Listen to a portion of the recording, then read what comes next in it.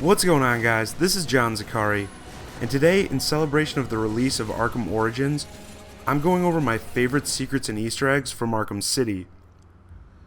There are major spoilers for Arkham City in this video, so for those of you who haven't played it, you've been warned. So, let's start towards the beginning of the game. As Bruce Wayne gets thrown into Arkham City, he is greeted by Tiger Guards who are continuously shouting directions at him.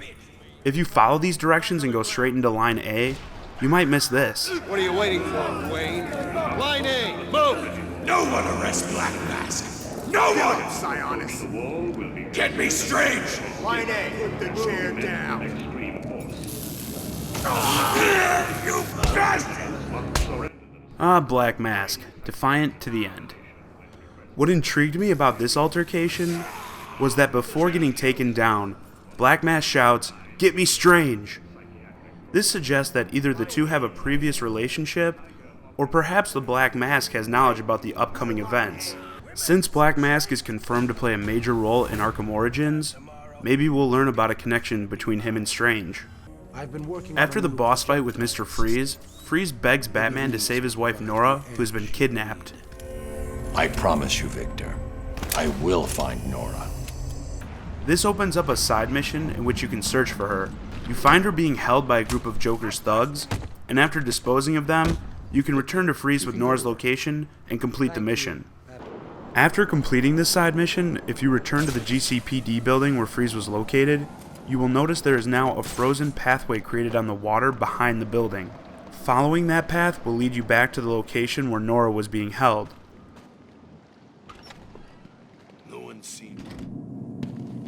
Once inside, you can find Mr. Freeze, who has been reunited with his wife.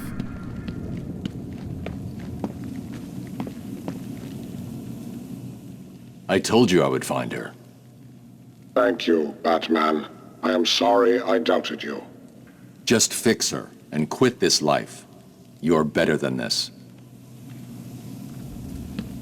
Is she not beautiful? Like a flower, frozen in time. Thank you for this. I owe you a debt, Batman. This interaction leads me to believe that Freeze will likely return as an ally in a future Arkham game. Perhaps Batman will find himself in a situation where he needs to collect on that debt Freeze mentioned. Look who it is, Mr.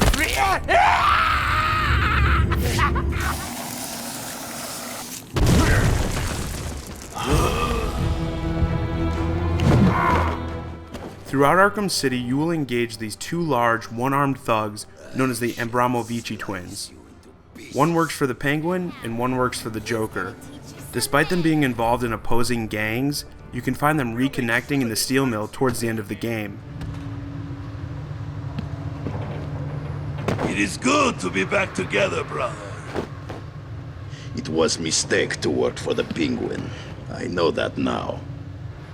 I cannot stand being apart again. I wish to be rejoined, brother. Me too. We spent too long joined to live another moment apart. Together we will destroy anyone who stands in our way. When the clown is dead, we will take over this place. Together, we will rule Arkham City. During Catwoman's side story, Selina's goal is that of financial gain. She wants to take advantage of the craziness in Arkham City by stealing what she can and getting the hell out of there. Just when she's made her score and about to make a run for it, she witnesses a downed Batman on a TV monitor. Now she must choose whether or not to save Batman. The player is actually given the choice here, and if you choose to leave, the credits will begin to roll and you will hear a radio transmission from Oracle detailing the events resulting from Catwoman's actions. My name is Barbara Gordon. We're under attack. Joker's forces are too strong. My father's dead. Now everybody's dead. We're going to lose. Wayne Manor has been compromised. Joker's won. I can't believe I'm saying this. He's won. There's nothing we can do. Bruce is dead. He's gone. They're all gone. If you can hear this, send help, please. Once this audio recording ends, the game actually rewinds and allows you to make the correct choice and go save Batman. Visual confirmation. The steel mule is hit. Batman is down. Alright, now we're getting into major spoiler territory. In Arkham City, no one is safe as characters are killed off left and right. Perhaps the most spectacular of these deaths is that of Ra's al Ghul, who impales himself with his own sword in an attempt to kill Batman while the two fall through the air just before crashing down on a gate below. Once the cutscene ends, you can clearly see Ra's motionless body impaled on the gate. But if you come back after completing the main campaign, you'll find that he is missing, and now there is a sword stuck in the ground nearby that's similar to that used by the League of Assassin enemies that you fought earlier in the game. It seems that a member of the League has procured the body, and the Immortal One will likely cheat death once again. Early on in the game, we learn that the Joker is suffering from a disease brought on by his exposure to the Titan compound in Arkham Asylum. Around the halfway point, it seems that he has been cured, but by the end, in one of my favorite gaming twists, we find out that the Joker was never cured, but in fact Clayface was actually acting as his double the whole time. Now if you were a great detective, like Batman, you may have actually figured this out beforehand. Sure, there were some minor instances where the Joker seemed a bit off, but there is one moment in particular that confirms that something's not right. When you use Batman's detective mode, you see the skeletal structure of anyone in your vision range. And since we know the cured Joker is actually Clayface, what happens when you use detective mode during your fight with him? Just you and me, Batman. Give me A quick scan with detective mode in this fight will reveal that whatever is in front of you has no bones, and thus could not be the Joker. With this information, it's not difficult to figure out which Batman villain you're actually facing. In the game's shocking conclusion, the Joker succumbs to his disease and dies. Death is all over this game, and from the very beginning, there's a lot of foreshadowing suggesting that either Batman or the Joker won't make it through the night. And when I say the very beginning, I mean the very beginning. The first image you see when you start the game is a painting called Cain and Abel, the Duality of Man. While when you think of duality in Batman lore, you'll probably find yourself picturing the Two-Face, and it kind of works here, but this picture is really a symbol for Batman and Joker's entire relationship. It suggests that just like the two brothers, they are so different yet so similar. The Joker is obsessed with chaos and loves to kill, while Batman is obsessed with order and refuses to kill. Neither of these traits are necessarily good, and the game comes full circle when Batman carries the Joker's dead body out of the theater in a way almost identical to the painting. I honestly wasn't even thinking about the painting when I first saw this scene, because as a fan of the Batman comics, I could not stop comparing it to the way Batman carried out the dead Jason Todd in A Death in the Family. To me, Batman's careful handling of the Joker's body is Batman acknowledging that while the Joker was an evil man, he was an important part of Batman's life, which now will never be the same. This feeling of loss is only amplified during the credits, as you hear a voicemail the Joker left to Batman just before he died.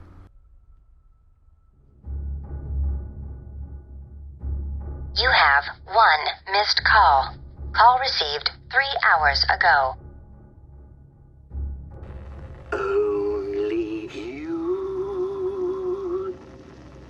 can make this world seem right. The Joker's singing of Only You to Batman almost brought a tear to my eye, as it reminded me that Batman is really the closest thing the Joker ever had to a friend, and these two men actually did give meaning to each other's lives. He's dead, With the Joker dead, players have speculated as to what the future holds for villains in the next chapter of the Arkham storyline. Yeah. And Arkham City offers up many possibilities on that front. In Joker and Harley's hideout, you can find a pregnancy test that reads positive next to Harley's outfit from Arkham Asylum. But if you revisit the location in the Harley Quinn's Revenge DLC, you will find a crib at the center of the room surrounded by a slew of tests reading negative. There's also a negative test inside the crib alongside its box which reads, "Warning, tests may result in false positive. And this would lead you to believe that perhaps Harley had a baby and lost it, or she just had a false positive.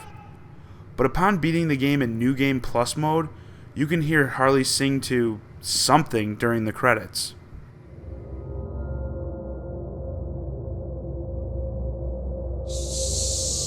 There, there. Hush, little baby, don't say a word. Mama's gonna kill for you the whole damn world.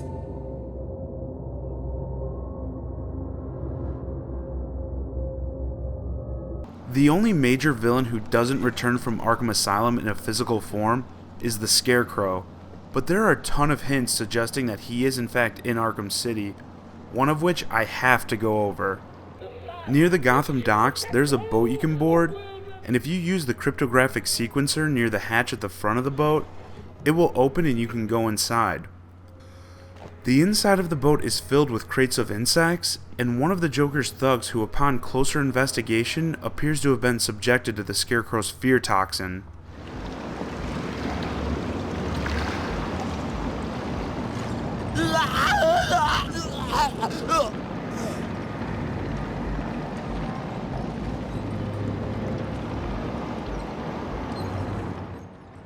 There's also a shipping invoice on the wall addressed to Jonathan Crane, the name of the Scarecrow, and it totals over $560,000, with a customs declaration of live insects for medical research purposes. Perhaps the Scarecrow plans on using these insects to distribute his fear toxin throughout Gotham City. Unfortunately, we'll have to wait a long time to find out. Well, that just about wraps it up for this video. Please feel free to list your favorite Arkham City Easter eggs and secrets in the comments. Remember, if you enjoyed the video, please remember to give it a like and subscribe to my channel. And finally, if you're about to play Arkham Origins, remember to keep an eye out for anything suspicious, because you never know what you might find. As always, I'm John Zakari, and thanks for watching.